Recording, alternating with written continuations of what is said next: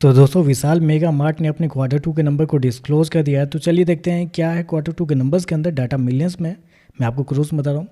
तो देखिए पिछले क्वार्टर में कंपनी 3140 करोड़ का रेवेन्यू जनरेट की थी ऑपरेशन के थ्रू। पिछले साल 2436 करोड़। अभी देखें तो कंपनी का रेवेन्यू बढ़ के 2981 करोड़ आपको जाता हुआ देखने को मिला। तो साल से साल जाते हैं तो साल से साल कंपनी के रेवेन्यू के अंदर तेजी आपको देखने को मिली। लगभग बोल सकते हैं 23% के आसपास का जंप आपको देखने को मिल रहा है।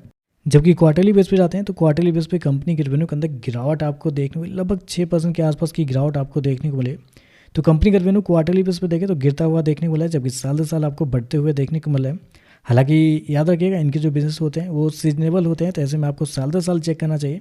तो साल से साल देखें तो कंपनी के रेवेन्यू आपको बढ़ते हुए देखने को मिले। मार्केट का मानना भी था कि इसी प्रकार के कुछ रेवेन्यू आपको देखने को मिल सकते हैं, क्योंकि मार्केट का अनुमान था लगभग 2900 करोड़ के आसपास, जबकि कंपनी सो गया 2981 करोड़। तो आप कह सकते हैं लगभग जितना मार्केट का अनुमान था उसके आसपास ही आपको देखने को मिल रहा है, या बेहतर आप कह सकते हैं। खर्चे की बात करते हैं, पिछले क्वार्टर में 2881 करोड़ खर्च किए थे, पिछले साल 2308 करोड़।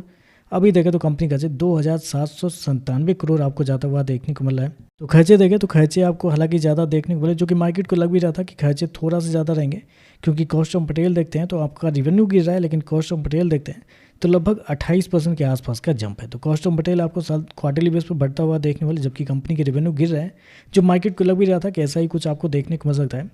चलिए कंपनी का प्रॉफिट क्या निकलता है वो देखते हैं। तो देखिए पिछले क्वार्टर की बात करते हैं तो पिछले क्वार्टर में कंपनी 206 करोड़ के प्रॉफिट में थी, पिछले साल 103 करोड़। अभी देखें तो बढ़ के 152 करोड़ आपको जाता हुआ देखने को मिला। तो साल से साल जाते हैं तो साल से साल कंपनी के प्रॉफिट के अंदर एक बड़ी तेजी आपको देखने में, लगभग 50% के आसपास का जंप है कंपनी के प्रॉफिट के अंदर।